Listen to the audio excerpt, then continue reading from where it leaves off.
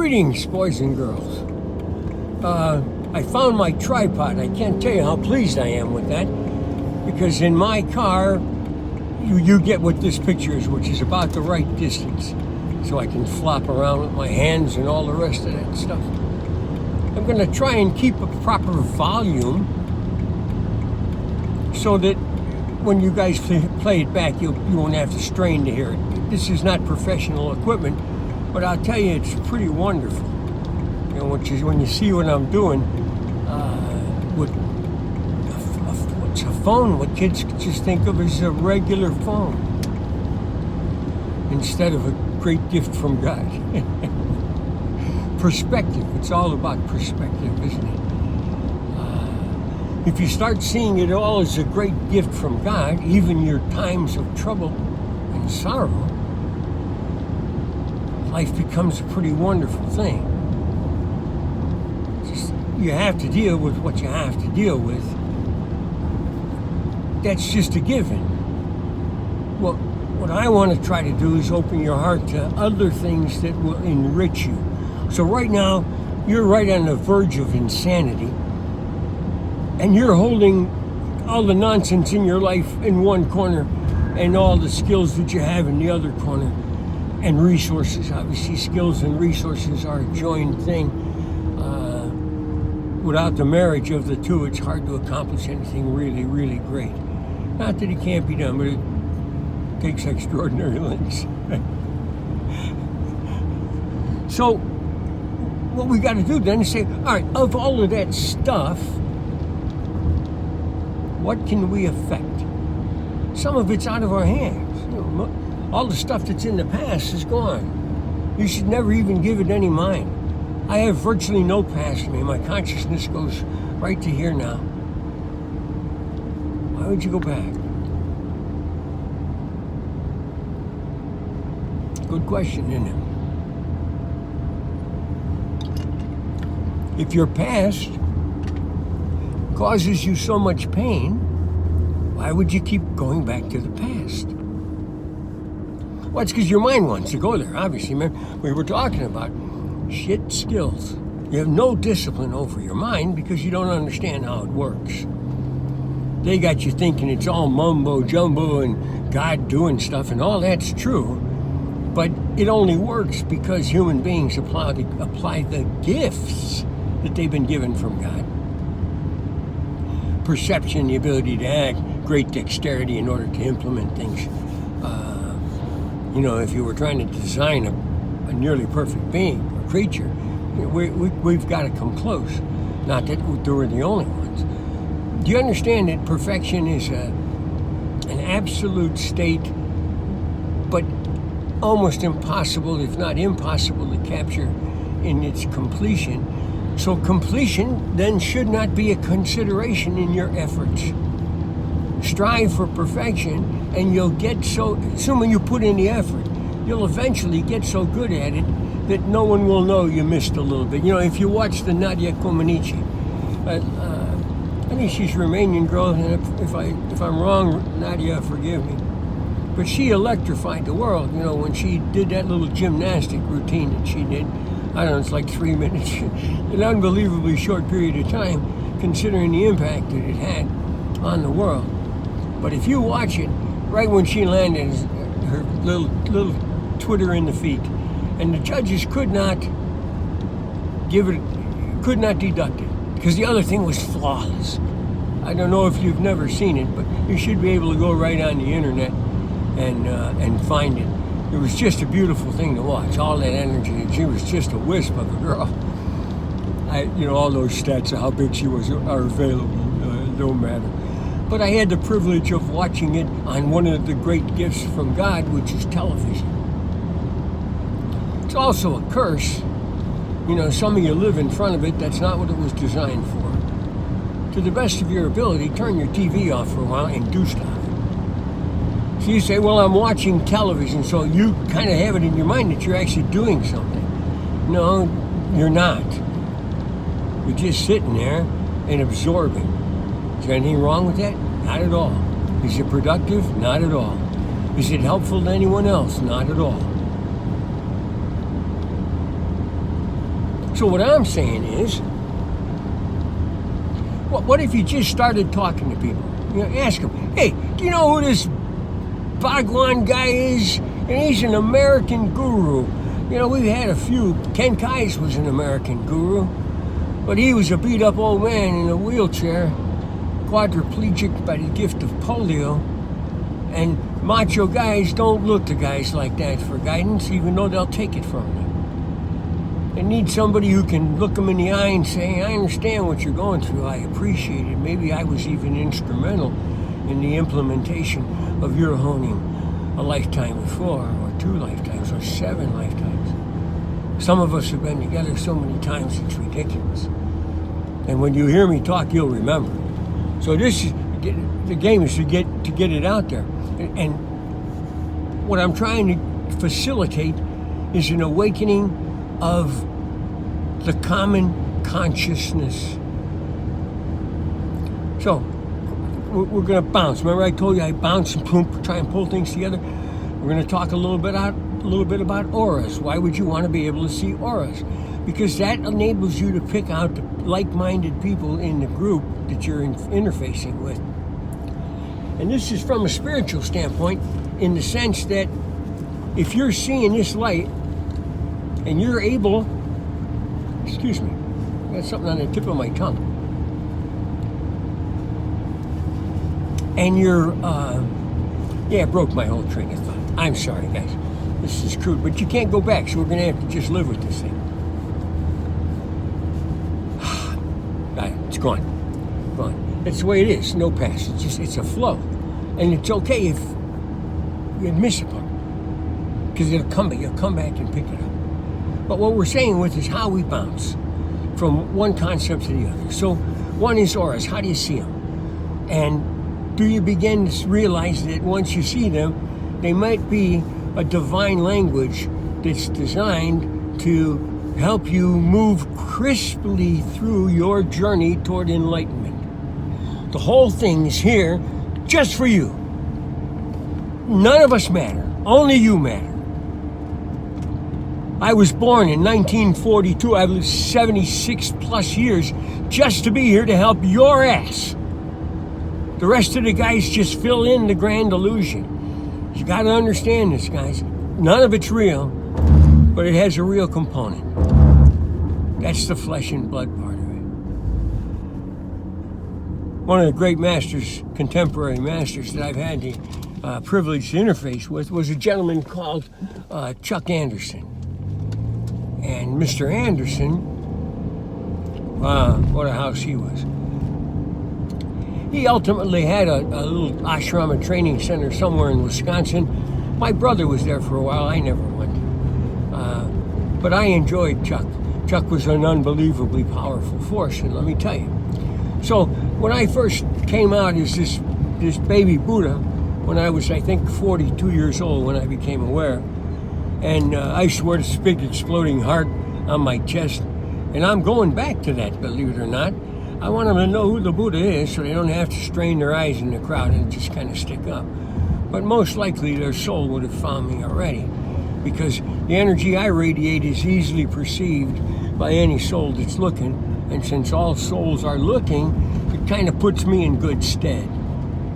And you just realize I'm a nice guy trying to help get the job done, but I'm exacting in my disciplines, and I'm saying to you, to the extent that you can have fun with it, and all I do is have fun with it. You know, there's a part of me still plays Marine. I was a staff sergeant. I tell you, this is a good story. This is not going the way I wanted to go, but I need you to understand how I got to be the Buddha that I am. Am I just some guy who woke up one day and said, oh shit, I'm a Buddha? No, I cleaved this thing out of the journey that life has given me so that my life will have paralleled yours to the greatest extent possible by the time you and I start to talk. Because to that extent that we parallel each other, you'll be able to surrender to the idea that I'm one of you. I'm just a guy who's been out here busting his ass since he was born. Same bullshit that a lot of us have to deal with, you know, broken family, violence, having gifts that were not perceived at all in the United States. You gotta understand, my family's Polish, so we live in a Polish neighborhood, and we go to a Polish Catholic church, St. John of God. They tore it down, broke my heart. And not that I go there anymore, but it was a place filled with incredibly powerful memories. Incredibly powerful memories. I think if I tell you this story, 10:21. I'll do this. This will help you understand.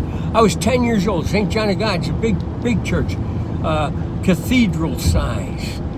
It had 3 entrances, and over the center entrance was the choir stall. And the choir stall had about 8 feet of wall between the top of the center door and the ledge on the choir stall, so the choir people can sing out and look out, okay? I went to Catholic grammar school, so our class went together. I'm thinking 10 years old, 4th, maybe 5th grade. I'm a real smart kid by now, you know. I'm in the library all the time learning about stuff that other people don't know about, just so I'll know about stuff. Just have that edge, that little bit of an edge, okay? Be a sweetheart, but take the edges. It's you know, you got to go into this thing with just an open heart and a big smile on your face that says, holy crap, if I do it well, I'm going to have a really good time. Maybe I'll make a lot of money, maybe I won't, but it won't matter because I will have had a great time.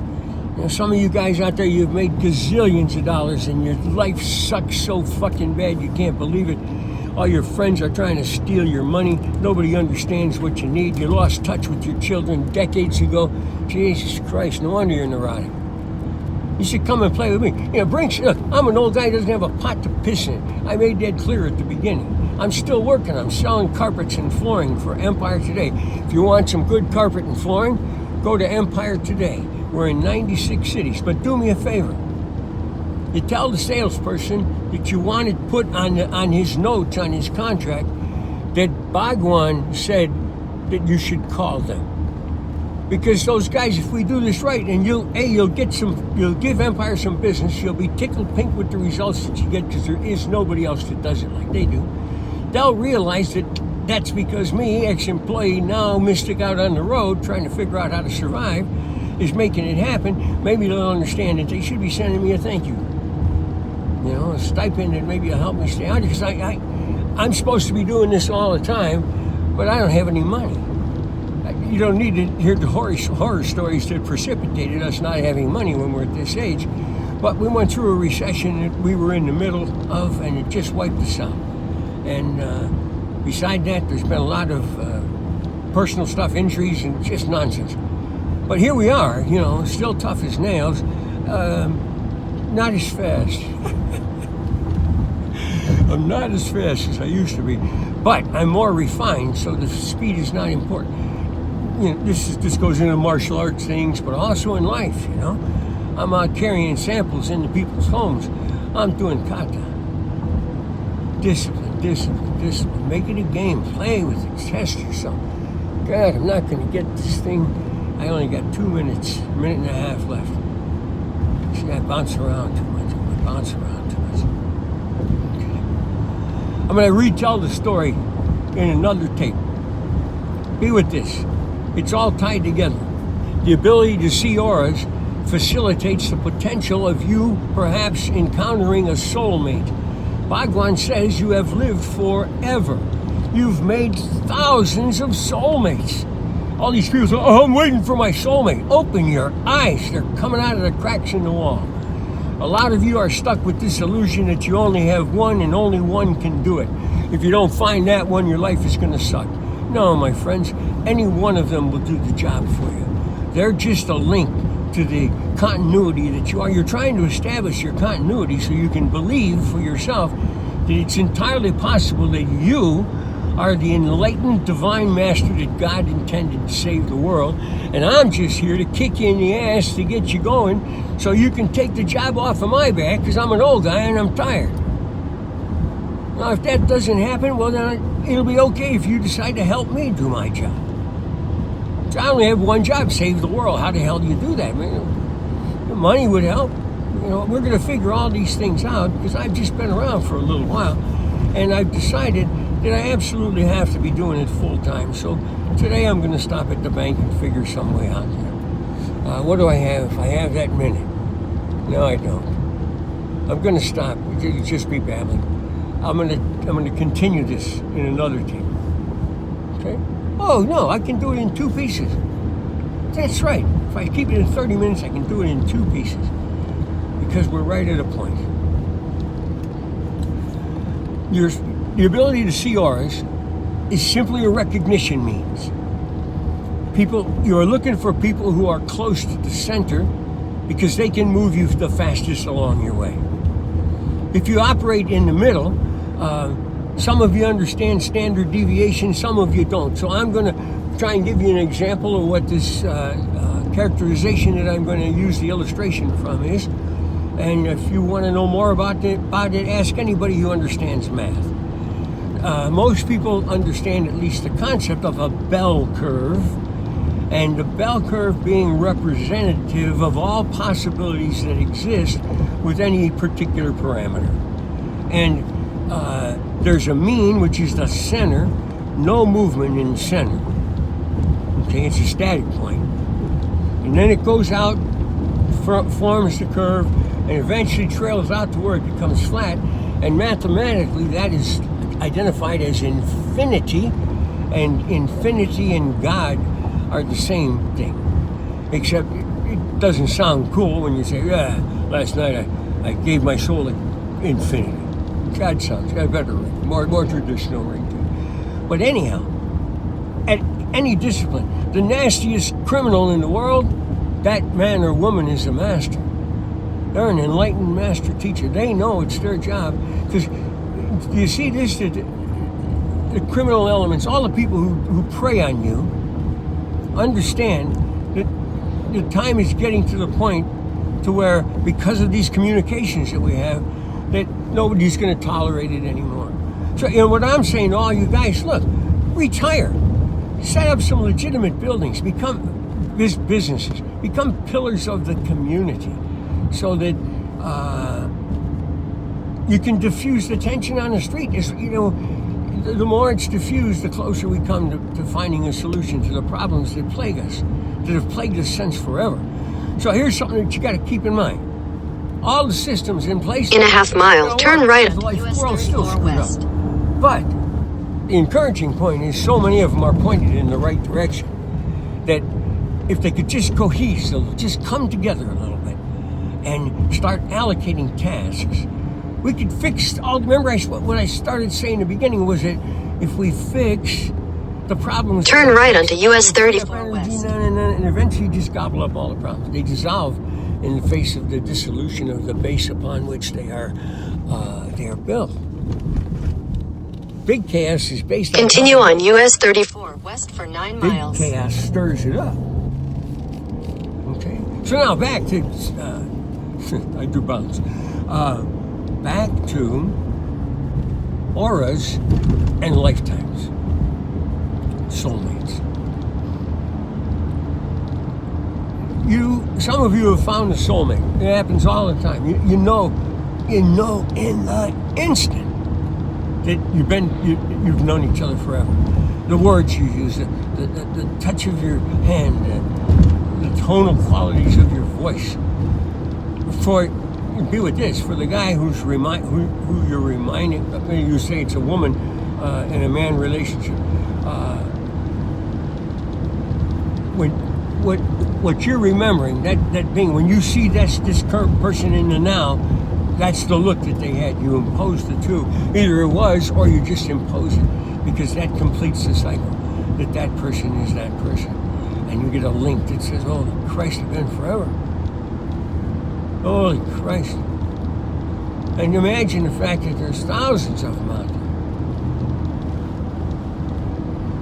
Virtually, every relationship I've had with a woman has been based on instant recognition. Now understand, remember I said I've been aware since I was this infant kid when I died. Can't tell you how wonderful and strange it is. This notion of souls talking. You walk into a room, and the whole room rises up to acknowledge you. If something's emanating from you, that is potentially additive to the existing energy, all the consciousnesses will eventually fold up and become centered on you. Some of you are part of it is because you impose it, of course, but it's because you got a lot to say and you say it pretty well. So you're able to garner the center of attention based on all of what and who you are. Well, you guys are like me. We're the collection of teachers that are here to participate in the awareness generation of the general public. And it's at levels. Some of you are already home. That's a different level of instruction. Now it's implementation. All right, so here, the soul, all right, shift. What's your body in a spiritual sense? Oh, tabernacle, host, na. No, it's just a vehicle that your soul drives around. Be with that notion. It's a vehicle that your soul drives around in. It's absolutely dispensable.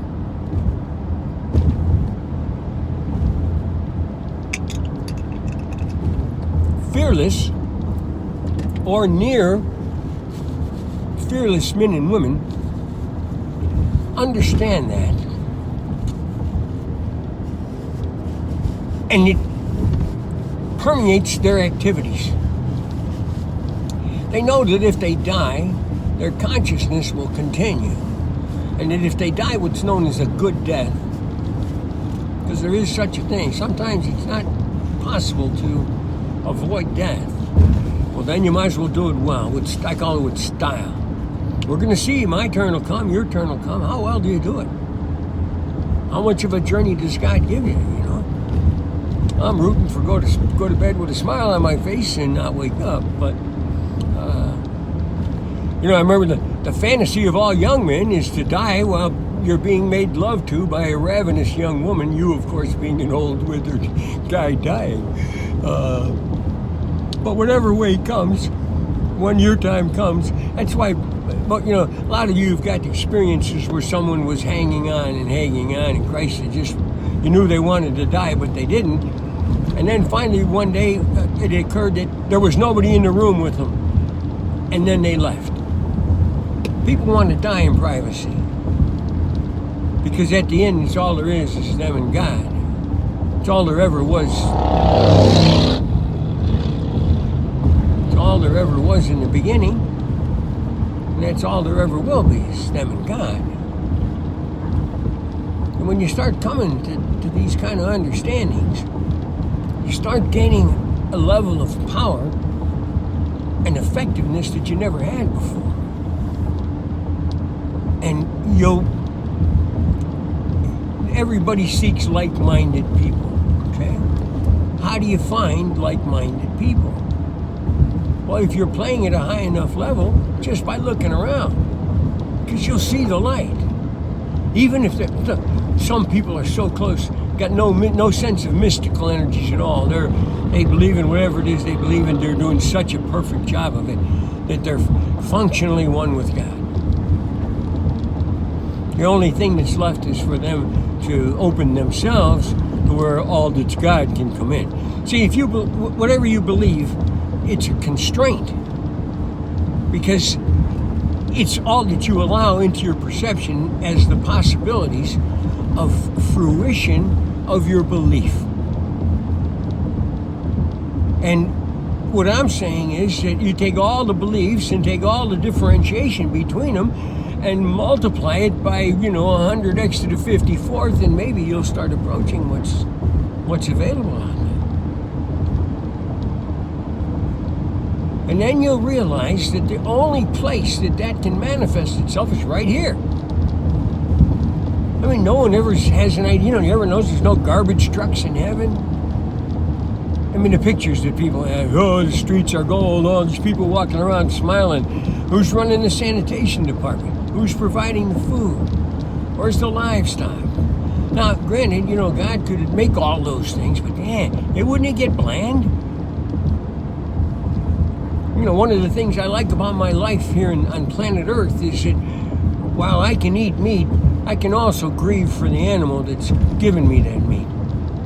That if I could figure out a way to do it better, I would. But right now, the vegetarian guys haven't got to the point to where my taste buds are saying, well, this would just be great. I'll have a tofu and something. Gag a maggot, guys, gag a maggot. And I know people that love that stuff. I just can't do it. I can't do it. But I do empathize with those creatures. You know, in the silence of the lambs, Anthony Hopkins, I believe, he's asking Clarice, because she had a lamb and they slaughtered the lambs, if she could hear the lambs crying. You know, they know. They also know that they're harmed, that they're defenseless. So they just cry, hoping that you'll cut them some slack. But we all know that in the butchering business, slack is not a factor, because we drop back and we're forced to see these things as things, so we can kill them and eat them and feel good about it. Oh, Grandma, those lamb chops you made last night were spectacular. Thank you, thank you. Thank the lamb.